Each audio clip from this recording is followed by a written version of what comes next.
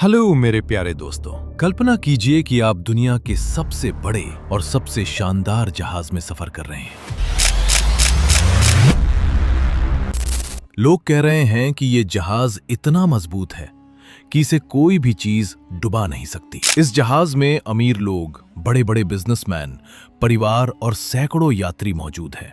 लेकिन अचानक एक ठंडी अंधेरी रात में ऐसा हादसा होता है कि वही जहाज समुद्र की गहराई में हमेशा के लिए गायब हो जाता है। आज हम बात करेंगे इतिहास के सबसे मशहूर जहाज आरएमएस टाइटैनिक की पूरी कहानी के बारे में। ये सिर्फ एक जहाज की कहानी नहीं है, बल्कि ये इंसानी गलतियों, घमंड और कई रहस्यों से भरी हुई कहानी। 1900 के शुरुआती सालों में समुद्री यात्रा बहुत तेजी से बढ़ रही थी। यूरोप से अमेरिका जाने के लिए बड़े बड़े जहाज बनाए जा रहे थे। उसी समय एक British shipping company white star line ने फैसला किया कि वो दुनिया का सबसे बड़ा और सबसे शानदार जहाज बनाएगी। इस प्रोजेक्ट को फाइनेंस किया था मशहूर बिजनेसमैन जेपी मॉर्गन की कंपनी इंटरनेशनल मेरेंटाइल मेरीन कंपनी ने।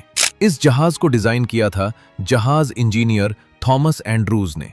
टाइटैनिक को बनाया गया था प्रसिद्ध शिपयार्ड हार्लैंड एंड वुल्फ में, जो स्थित था बेलफास्ट में। जब टाइटैनिक बनकर तैयार हुआ तो लोग इसे देखकर हैरान रह गए। उस समय यह दुनिया के सबसे बड़े जहाजों में से एक था। इसकी लंबाई लगभग 269 मीटर थी। इसमें 9 डेक थे और इसका वजन लगभग 46,000 टन था। टाइटैनिक सिर्फ एक जहाज नहीं था, बल्कि एक तैरता हुआ महल था। इसमें स्विमिंग पूल, जिम, लाइब्रेरी, शानदार कमरे और बड़ी बड़ी डाइनिंग हॉल थीं। टाइटैनिक के 2 बहन जहाज भी थे, आरएमएस ओलंपिक और एचएमएचएस ब्रिटानिक। लोगों को इतना भरोसा था कि टाइटैनिक कभी नहीं डूब सकता। इसी वजह से कई लोग इसे अनसिंकेबल शिप, यानी कभी न डूबने वाला जहाज कहने लगे। 10 अप्रैल 1912 को टाइटैनिक अपनी पहली यात्रा पर निकला। यह यात्रा शुरू हुई इंग्लैंड के शहर साउथहैम्पटन से। इसके बाद जहाज रुका शेरबुर्ग और क्वींसटाउन पर। इसके बाद टाइटैनिक अटलांटिक महासागर पार करके न्यूयॉर्क सिटी जा रहा था। इस जहाज में लगभग 2224 लोग सवार थे। इनमें यात्री, स्टाफ और जहाज के कर्मचारी शामिल थे। टाइटैनिक पर कई मशहूर लोग भी मौजूद थे, जैसे जॉन जैकब एस्टोर फोर्थ, जो उस समय दुनिया के सबसे अमीर लोगों में से एक थे, बेंजामिन गुगनहाइम और इजिडोर स्ट्राउस।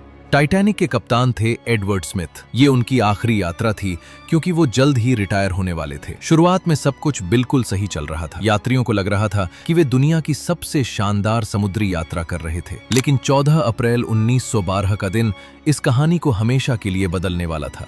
उस दिन टाइटैनिक उत्तरी अटलांटिक महासागर में यात्रा कर रहा था। कई जहाजों ने टाइटैनिक को संदेश भेजे कि आगे बहुत सारे हिमखंड मौजूद है। इन जहाजों में शामिल थे एसएस मेसाबा और एसएस कैलिफोर्नियन। इन संदेशों में साफ लिखा था कि आगे का समुद्र खतरनाक हो सकता है, लेकिन टाइटैनिक की गति कम नहीं की गई। उस समय जहाज लगभग 22 नॉट की रफ्तार से चल रहा था। 14 अप्रैल 1912 की रात लगभग 11:40 बजे एक कर्मचारी फ्रेडरिक फ्लीट निगरानी कर रहा था। अचानक उसने सामने एक विशाल हिमखंड देखा। उसने तुरंत चेतावनी दी। फर्स्ट ऑफिसर विलियम मर्डॉक ने तुरंत जहाज को मोड़ने की कोशिश की, लेकिन बहुत देर हो चुकी थी। टाइटैनिक हिमखंड से टकरा गया। ये टक्कर इतनी बड़ी नहीं लग रही थी, लेकिन उसने जहाज के नीचे कई हिस्सों को फाड़ दिया। समुद्र का पानी जहाज के अंदर तेजी से भरने लगा। डिजाइनर थॉमस एंड्रूज ने जल्दी ही समझ लिया कि जहाज नहीं बच सकता, क्योंकि टाइटैनिक के 16 कंपार्टमेंट में से 5 पानी से भर चुके थे। अब सबसे बड़ी समस्या सामने आई। जहाज में सिर्फ 20 लाइफ बोट थीं। इनमें सिर्फ 1178 लोगों की जगह थी, जबकि जहाज पर 2200 से ज्यादा लोग थे। जब लोगों को खतरे का पता चला तो जहाज में अफरा तफरी मच गई। कप्तान ने आदेश दिया कि पहले महिलाओं और बच्चों को लाइफ बोट में बैठाया जाए। कई परिवार एक दूसरे से बिछड़ गए। टाइटैनिक का बैंड उस समय भी संगीत बजा रहा था, ताकि लोगों को शांत रखा जा सके। टाइटैनिक ने SOS सिग्नल भेजे।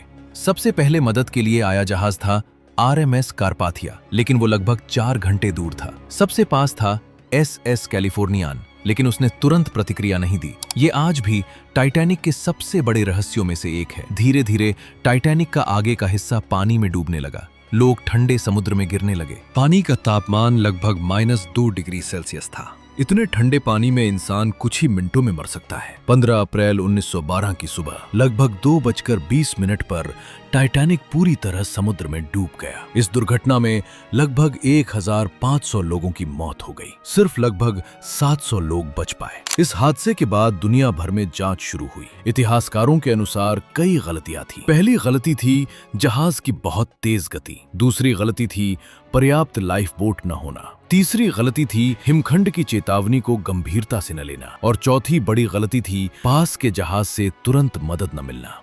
टाइटैनिक कई सालों तक समुद्र में कहीं खोया रहा। फिर 1985 में समुद्री वैज्ञानिक रॉबर्ट बारल्ड ने आखिरकार टाइटैनिक के मलबे को खोज निकाला। ये मलबा समुद्र में लगभग 3800 मीटर की गहराई में मिला। जब लोगों ने पहली बार टाइटैनिक के टूटे हुए हिस्सों को देखा तो ये इतिहास का एक भावुक पल था। लेकिन टाइटैनिक से जुड़ी कई रहस्यमयी थ्योरीज भी सामने आई। कुछ लोग कहते हैं कि जहाज के अंदर पहले से कोयले में आग लगी हुई थी, जिससे जहाज कमजोर हो गया था। कुछ लोग कहते हैं कि असली टाइटैनिक को उसकी बहन जहाज RMS ओलंपिक से बदल दिया गया था।